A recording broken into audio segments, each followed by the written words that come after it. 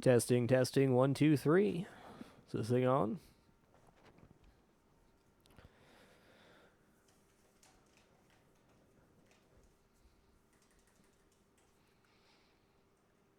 Testing, testing. Everything sound good with the audio?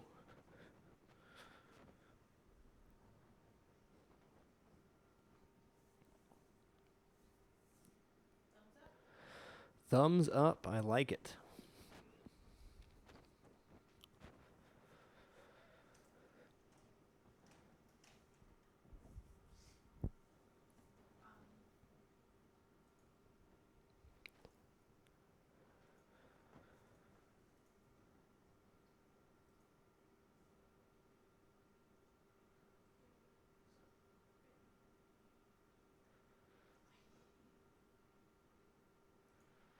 Hello, everyone. LethalFrag here, back for another episode of Cooking with Frag via the Patreon. Thank you, everyone, for supporting the Patreon, making this possible. We're cooking chicken noodle soup today, which is a very simple preparation. We'll talk about some of the details of making chicken noodle soup and making a nice, authentic, homemade one.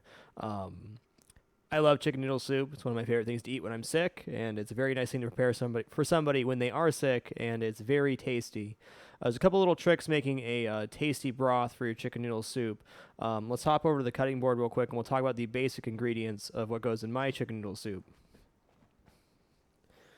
We have egg noodles. Cook them till they were almost done. They're still pretty al dente, which means they have some bite to them. White onion, garlic, celery, and carrot. And we also have this chicken broth. I'm going to talk about how this chicken broth was made real quick. It's basically double chicken broth. So what I did was cooked a whole chicken in a crock pot with chicken broth, and then the juices from the whole chicken marinate into the chicken broth, which gives you more of a restaurant-style chicken stock. A restaurant-style chicken stock has a lot of this bones and carcass and all the other stuff into the broth, which gives us more gelatinous feel when it's cold. It's very viscous rather than that really clear liquid. You can also tell there's a lot more flavor in there because the liquid itself is a lot more cloudy. Straight chicken broth out of like the box or the can is more of a clearish broth.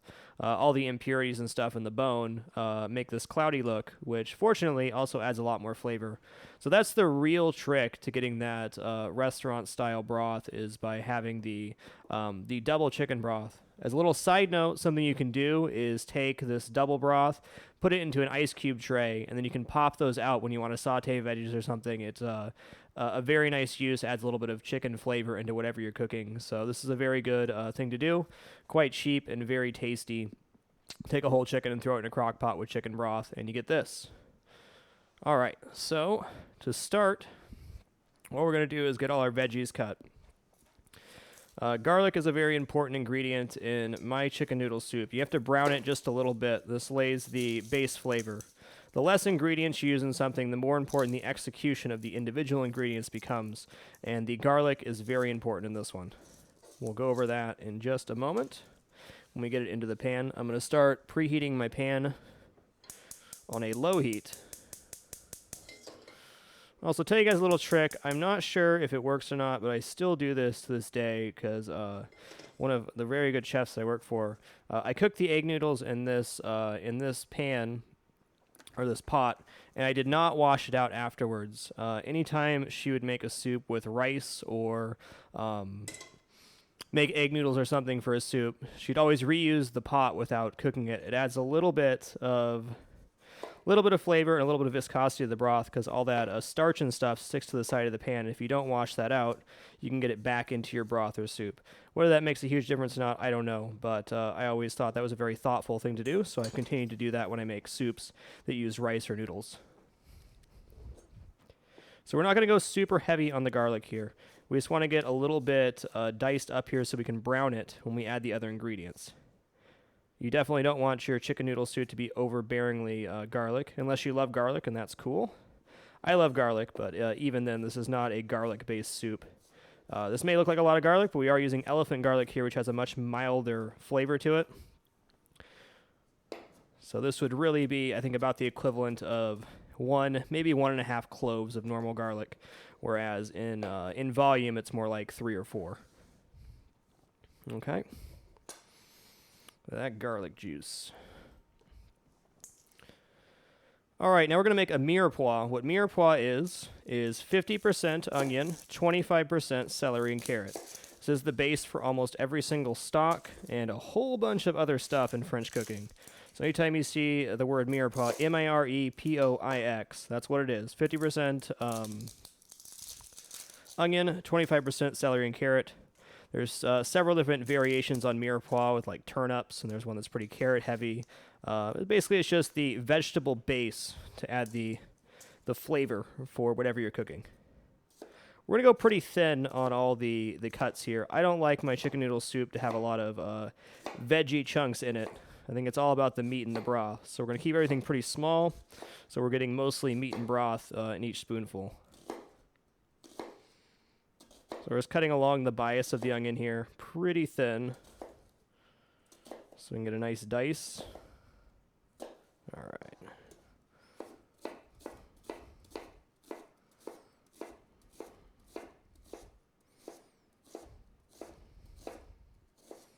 That looks pretty good. Nice thing about cooking soups is you don't have to be super exact with everything, with your cuts and stuff, so it's definitely a good thing for people learning how to cook. Soups are pretty easy to nail down, pretty hard to mess up. A great soup takes a lot of good execution and attention to details, though.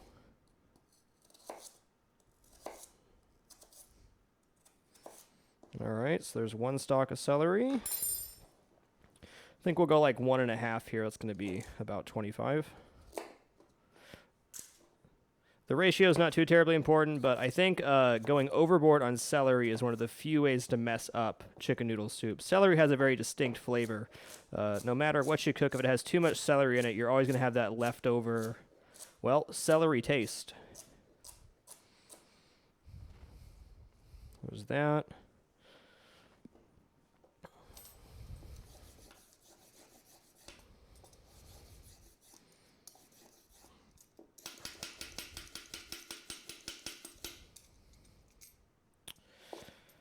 Not a huge fan of carrots, but it's pretty important in especially chicken noodle soup that they're in there. As soon as we have everything cut up, I'm going to go over how to brown garlic, and then we will take it from there. We'll also have to shred chicken, but we can do that while the broth is heating up.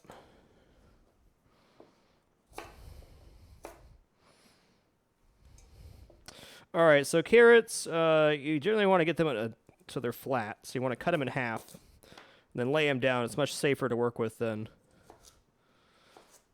Don't want to go too big on the chunks here, but you don't want to go too small either, otherwise there'll be little cubes of mush, which is kind of gross.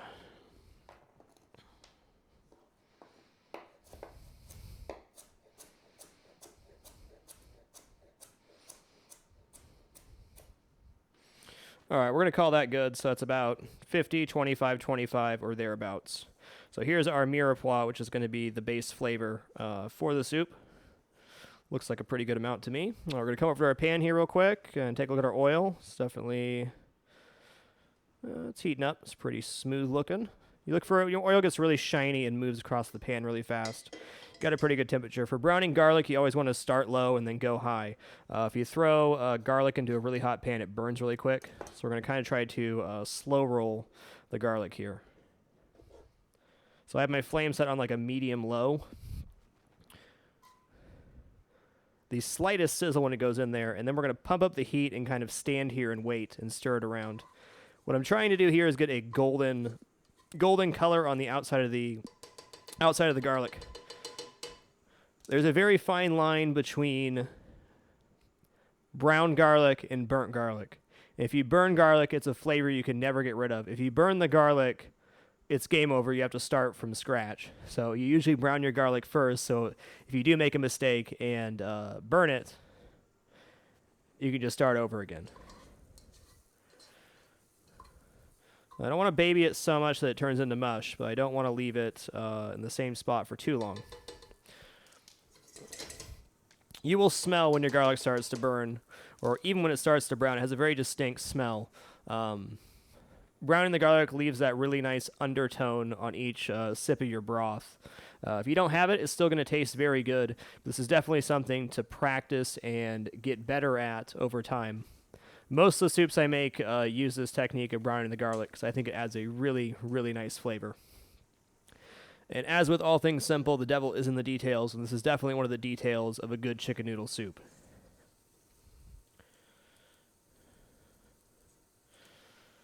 So I got the flame up pretty high now. It's starting to smell the garlic cooking.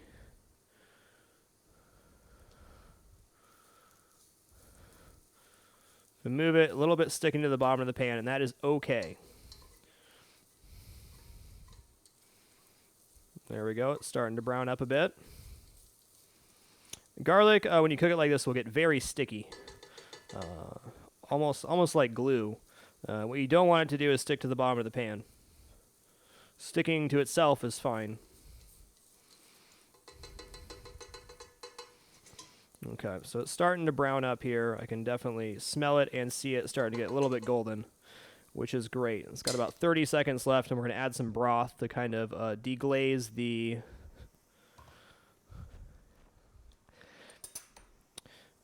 all the stuff off of there. Make sure the garlic doesn't totally burn. I'm going to just scoop some of this fat off the top of the stock. We ran this stock through cheesecloth, or a really fine strainer is ideal when you cook it off. If you don't, you're just going to have to scoop the fat off the top, and most of the impurities will be in there. Okay, we got brown garlic, almost burnt garlic. I'm just going to add a little bit of broth here and turn the heat way down. Scrape the bottom of the pan to get all the garlic flecks off of there. There we go.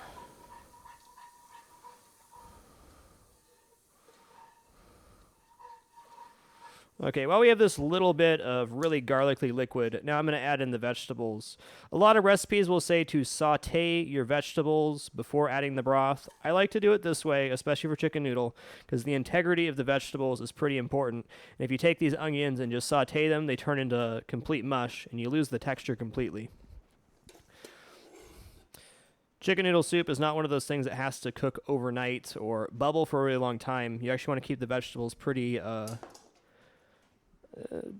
close to raw, or as close to raw as you're comfortable with. So we're going to leave this on a lower heat real quick. Try to get some of that garlic flavor permeating into the vegetables. And then we'll fill it off with the broth and meat and let it heat up. Taste and then season. A lot of chickens have salt and water added. Really depends on where your chicken's from. So you definitely don't want to over salt early. When making a soup, always salt later rather than sooner. Okay, so next what we have here is our chicken and our egg noodles. The egg noodles will go in very last thing. All right, so this was a whole chicken. It's just a carcass now. Nice gelatinous stuff. Just going to pull some apart. After about 3 or 4 hours in the crock pot, it literally just falls off the bone. Very easy to work with. All right, so you can pull it apart by hand, or you can pull it apart with a fork. Fork's generally easier, a little bit easier to work with, and you can get a nice quick shred on it. I like big chunks of chicken in my soup. That's me, though. If you like small pieces, you can dice it up, or even chop up chicken breast if that's how you want to do it. Try to avoid getting the skin in here. You definitely want to go through and make sure you're not getting any bone, especially when you're working around the leg. It's very easy for the bones to fall off and become a choking hazard. Here's a great example of a bone that's very easy to miss. That one too. There's a whole bunch of little rib bones and stuff, so just make sure you're not getting any bones in your soup.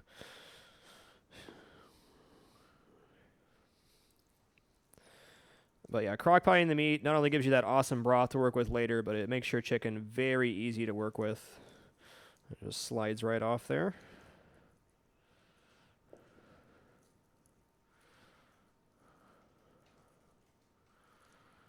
Okay, got that nice gristle cap on top of the leg we want to get rid of. Although the dark meat inherently has more flavor, so you don't want to get a nice mix here of each.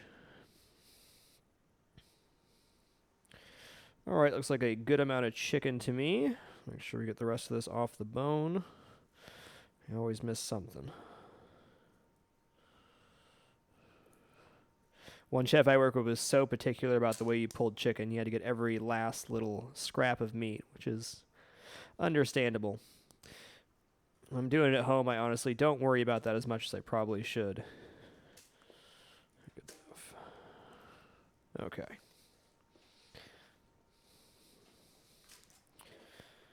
Gonna check our soup here after I wash my hands, and then we'll give our cutting board a good wipe, and we will move on to the next step.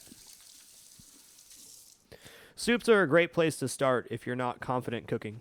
You can make a very good tasting soup rather easily with very little time investment. Unlike cooking a lot of other things, the timing is not as crucial in soup. As I said, the devil's in the details, so yes, your soup will taste better if you get the perfect golden garlic and all that, but not necessary to make something edible by any means. All right, so you can tell our onions are pretty much sweated here. They're mostly translucent. Carrots look nice and shiny. Let's just give this a taste real quick and see where we're at.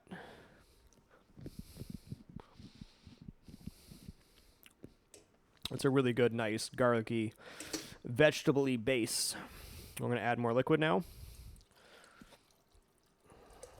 If you get little chunks of fat in there, that's fine, especially if you're sick. You'll probably want that little bit of fat in there, make you feel good. All right, now we're going to crank up the heat a little bit. You don't ever want to bring soup to a boil. That's kind of like the cardinal rule. You always want it to be a simmer or lower. And we're just going to kind of fold the meat in here. After we add the meat in, we're not going to be doing a lot of aggressive stirring. Like maybe folding would be the better word for it. But if you stir the pot a lot when it's heating up like this, you'll just get a bunch of little shreddies in your soup, and it won't so much be very good texturally.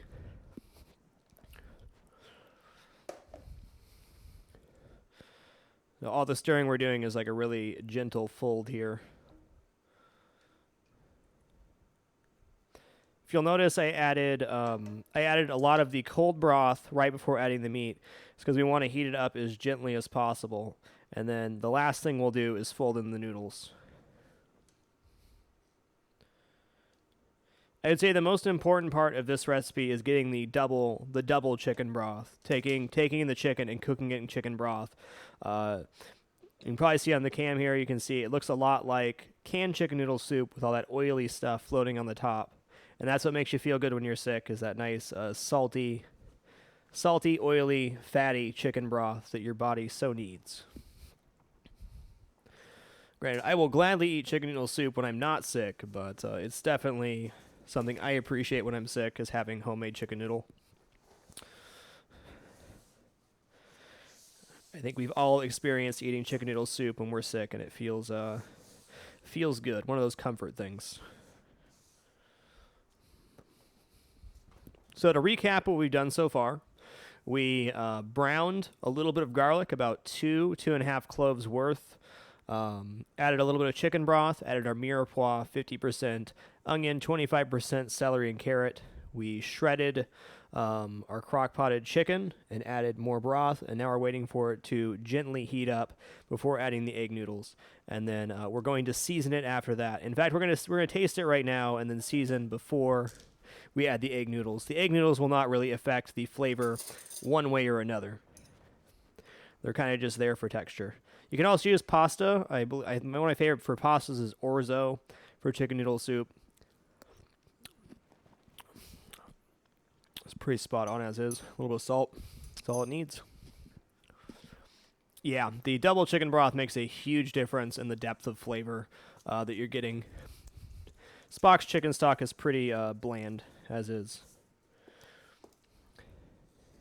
When you cook fresh stock in a restaurant, it really has a lot of bones and stuff in it that you're just not getting with the prepackaged stuff from the store.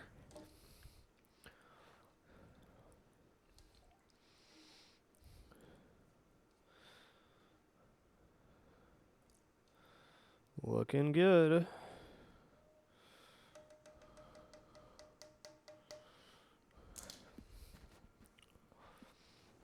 All right, now we're going to fold in our noodles. It's about halfway heated up to where I want it to be, halfway to a simmer. Of course, this will cool it down a little bit, but it'll also finish off nice and nice. We're basically going to get this up to about 180 degrees, which is a lazy bubble, and then turn it off, and it's done. There we go. One of the only ways a couple ways you can mess up chicken noodle soup is by 1, adding too many noodles to the broth, and 2, by adding too much celery. Other than that, you're pretty much golden. So we only used about half the noodles I prepared, which is a bummer. But we'll use those for something else. And now we wait.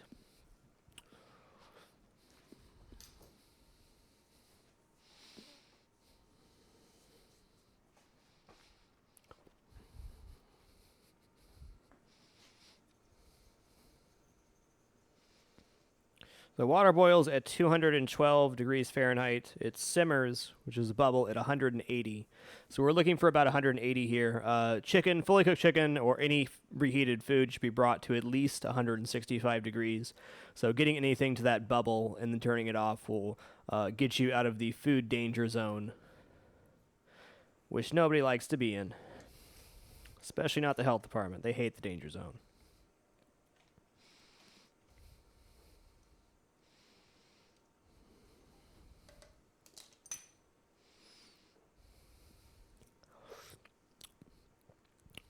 Man, that's really good. Some other stuff you can do to spice up your chicken noodle soup. You can add rice instead of noodles. You can add fresh herbs like oregano. Some people like Italian seasoning in their chicken noodle soup. I like mine pretty straightforward because the only time I really want chicken noodle soup is when I'm not feeling well. I will say that's pretty good. It's pretty good. So I added probably about 1.5 teaspoons of salt to the overall mixture, but once again, chicken varies a lot in salt content, so definitely wait to season until you have everything but your noodles in. That way you'll know for sure.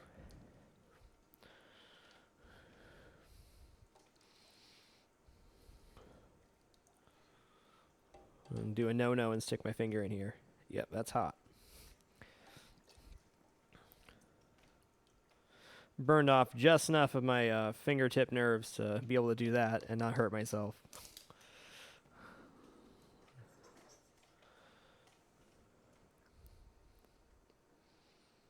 You certainly don't have to put that much stuff in the soup if you don't want to. I don't like really heavy broth soups. I like to have a little of something in each bite. So I like to go for more noodles and chicken and vegetables, but it's looking good. Okay, we got about another minute here, and then I'll pull it over to the cutting board, and we'll say goodbyes.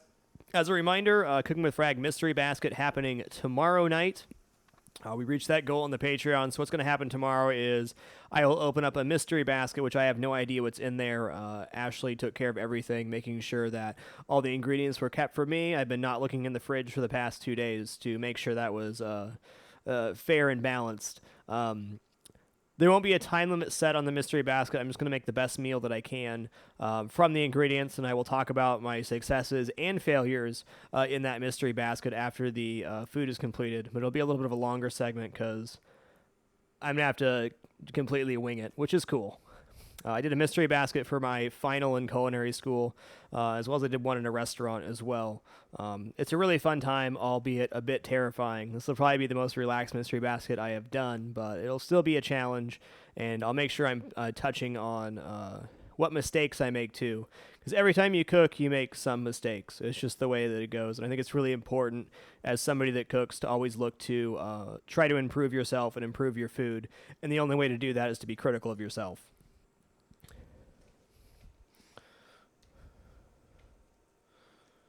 All right, we're almost to that lazy bubble. Yeah, it's there.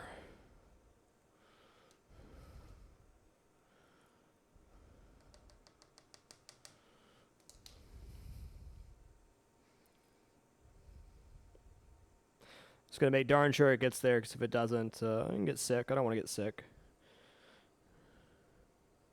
There's a lot of movement inside the liquid now. I can see the edges rolling up, which means we're pretty much there. I'm going to give it just another second to make sure. Though we're past the danger zone right now for sure.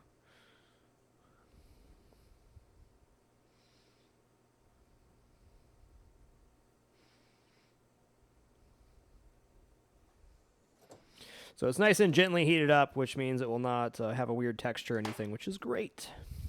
So it's going to bring this over to the cutting board real quick, and then we will call it a day. I'm not going to bowl this up or anything because it's just chicken noodle soup. But as you can see, it is about 50-50 broth and ingredients, which is what I like to shoot for. Still got nice chunks of chicken with some of these strands as well. And a nice flavorful broth from the double chicken stock and brown garlic. Nice, simple, easy, and incredibly delicious meal that just about anybody should be able to prepare. All right, that's all we got for today. I'm going to be heading downstairs to do the video game broadcast, and once again, tomorrow will be Cooking with Frag Mystery Basket. Thank you all for your support in making this segment and this content possible. Until next time, keep it dapper and be good to each other. That's all we got for today. Frag out.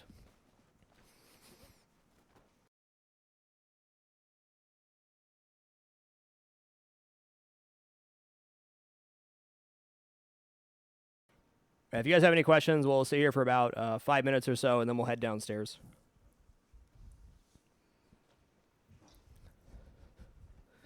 Mystery basket should have leftover chicken soup to throw them off, yeah.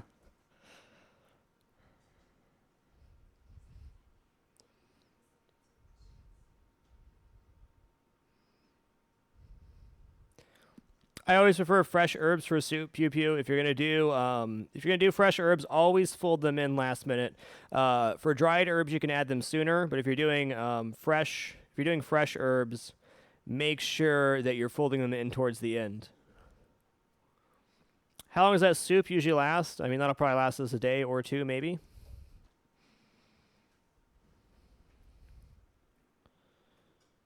Salt crackers of that soup would be great. Yes.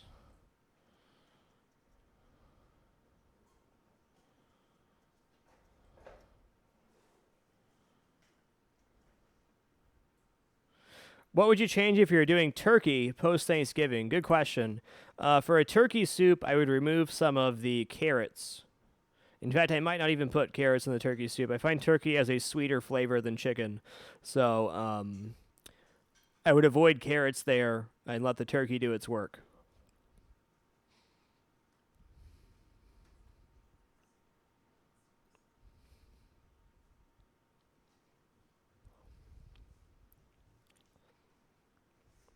Would you say under brown garlic is better in this case than burnt? Absolutely.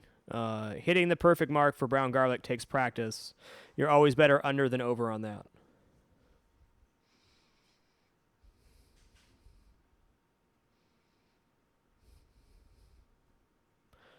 Substitute barley for carrots. That would be a good substitution for turkey soup for sure.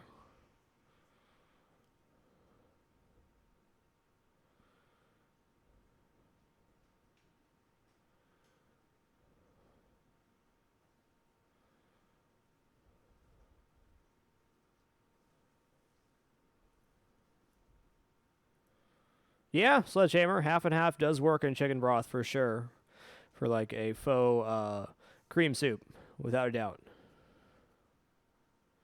All right, guys, we're going to call it here. The stream will be back in just a moment. Thank you all for your patience. We'll be back in just a minute. Much love.